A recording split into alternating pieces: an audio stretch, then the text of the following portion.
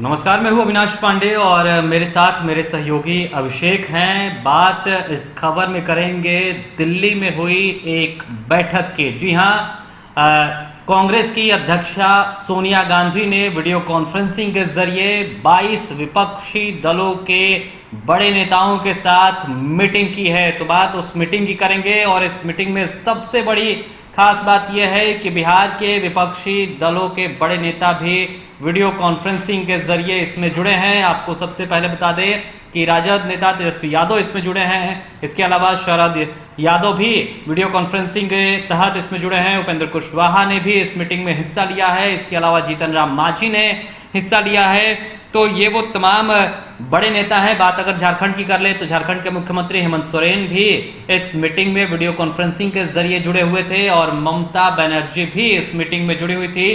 तो तमाम विपक्षी दलों के नेता इसमें जुड़े हुए थे।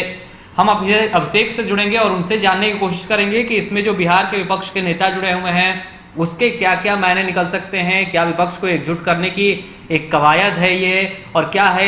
लेकिन उससे पहले बता दें कि इस मीटिंग में बातें हुई हैं। सबसे पहले तो जो चक्रवर्ती तूफान अम्फान आया हुआ है उसको लेकर जो लोग की मृत्यु हुई है उसके कारण उसको लेकर मौन धारण किया गया और उसके बाद मीटिंग की शुरुआत की गई। और आपको बता दें कि इसके बाद जो आर्थिक पैकेज 20 लाख करोड़ का केंद्र सरकार ने दिया उस पर चर्चा की गई है। उसके बारे में बातचीत इसमें की गई है और इसके अलावा कैसे कोरोना संक्रमण से निपटा जाए, किस तरीके से विपक्ष की भूमिका हो सकती है, इस पर बातचीत की गई है। तो ये तमाम वो मुद्दे हैं जिस पर इस मीटिंग में चर्चा की गई है। लेकिन चलिए हम बात कर लेते हैं बिहार के संदर्भ में इस मीटिंग से क्या कुछ निकलकर सामने आ रहा है। अभिषेक, नेता प्रतिपक्ष तेजस्वी यादव शामिल हुए हैं। इसके अलावा बात करें उपेंद्र कुशवाहा भी, इसके अलावा जीतन राम मांझी और शरद यादव। ये हम कह रहे हैं क्योंकि कांग्रेस नेता रणदीप सुरजेवाला ने ट्वीट कर इन तमाम नेताओं के नाम लिखे हैं। उन्होंने बताया है कि ये लोग इस वीडियो कॉन्फ्रेंसिंग के जरिए जो मीटिंग हुई है उसमें उन्होंने हिस्सा लिया है। क्या मायने निकल रहे हैं?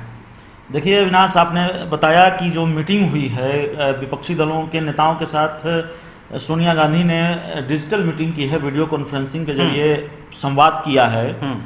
तो ये मीटिंग इसलिए हुई है कि कोरोना संकट है और कोरोना संकट में विपक्ष की भूमिका क्या होनी चाहिए, पैकेज को लेकर मीटिंग हुई है। राजनीति में राजनीति को किनारे रखकर कुछ भी नहीं होता।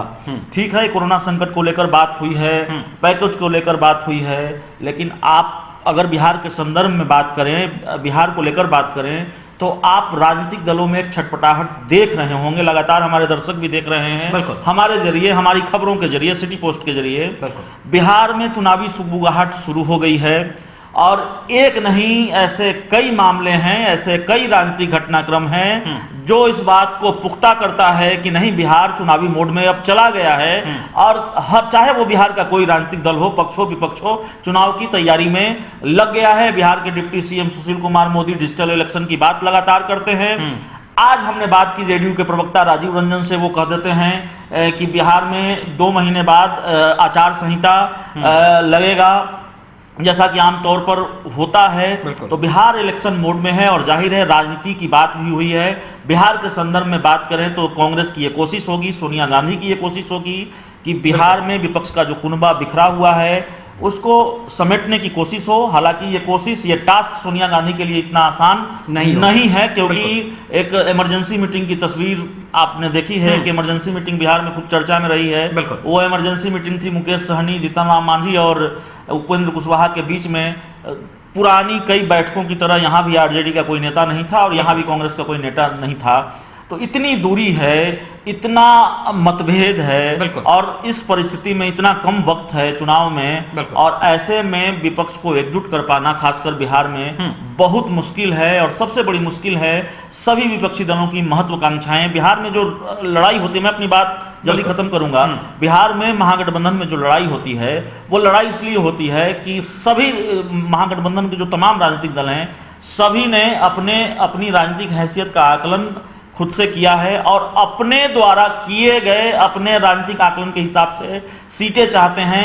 महागठबंधन में अपनी राजनीतिक हैसियत चाहते हैं, अलग अलग महत्वाकांक्षा है सभी राजनीतिक दलों की। और सबसे बड़ी पार्टी है आरजेडी वो डिमांड पूरी करने में सक्षम होती नहीं, डिमांड पूरी करती नजर नहीं आती।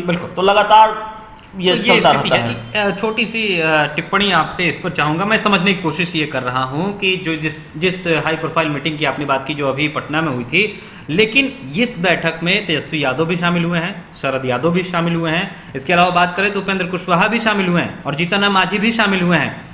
तो क्या झारखंड चुनाव की तर्ज में इस बार ये देखा जा सकता है कि बिहार का जो चुनाव होने वाला है वो दिल्ली से कंट्रोल किया जाएगा? क्योंकि झारखंड चुनाव जब था तो सभी नेताओं की दौड़ दिल्ली तक लग रही थी, दिल्ली से ही जो बातें निकलकर सामने आ रही थी उसके बाद गठबंधन का रूपरेखा तय हो रहा था। तो क्या मान लिया जाए कि सोनिया गांधी इस बार जो बिहार का चुनाव होगा उसमें गठबंधन की रूपरेखा देने की एक तरीके से तैयारी अभी से शुरू हो गई है? कोशिश जरूर ये होगी, लेकिन झारखंड और बिहार में बहुत अंतर है अविनाश। मैं आपको बता दूं, जितना मैं समझ पा रहा हूं झारखंड की स्थिति अलग है, बिहार की स्थिति अलग है। बिहार में महागठबंधन के जो नेता हैं, विपक्ष के जो नेता हैं, उनका झगड़ा गहरा है। और झारखंड में स्थिति बीजेपी की इसलिए खराब हुई थी चुनाव में और महागठबंधन को फायदा इसलिए भी मिला था क्योंकि रघुवर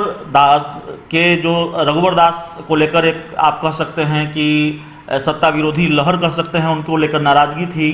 दूसरी बात यह थी कि सहयोगियों को ही समेट कर नहीं रख पाई बीजेपी। एक और कारण था कि सरयू राय विरोध कर रहे थे, तो सरयू राय खैर एक सीट की बात है, उन्होंने मुख्यमंत्री रघुवर दास को हराया। लेकिन चाहे वो आजसू हो चाहे दूसरे सहयोगी हों, लगातार नाराजगी चल रही थी और आजसू छिटक गई बीजेपी से।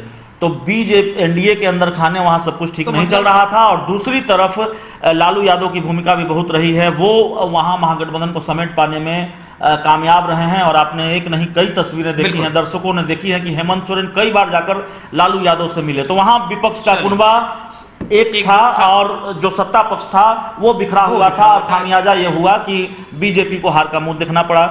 यहाँ यह है कि एनडीए में बहुत टूट दिखती नहीं, हालांकि ऐसी खबरें आती हैं, ऐसी परिस्थिति बनती दिखाई देती है, लेकिन जेडीयू बीजेपी के बीच कोई बहुत तलखी नहीं है।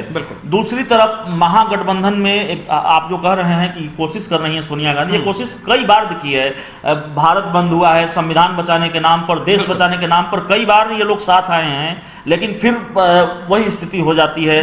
सीएम का चेहरा कौन होगा, महागठबंधन को लीड कौन करेगा, कोऑर्डिनेशन कमेटी कब बनेगी, और इस डिमांड को लेकर फिर बिखर जाता है महागठबंधन। तो देखिए ये वो कयास लगाए जा रहे हैं इस मीटिंग को लेकर, मीडिया रिपोर्ट्स की माने या सूत्रों की माने, लेकिन इस मीटिंग में जो 22 दलों की मीटिंग थी विपक्षी दलों की, उसमें सपा, बसपा और आम आदमी का कोई भी प्रतिनिधि शामिल नहीं हुआ है।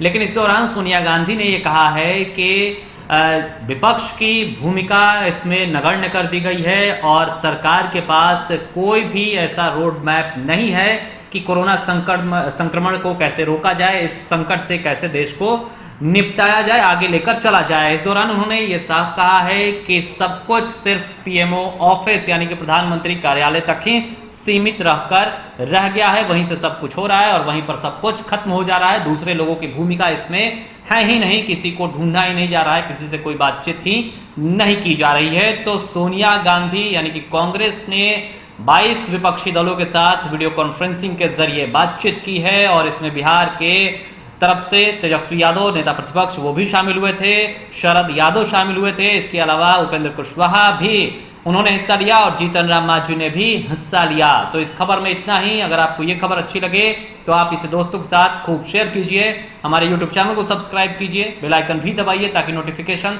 सबसे पहले आप तक पहुंचे। मुझे और मेरे सहयोगी अभिषेक को दीजिए इजाजत। नमस्कार।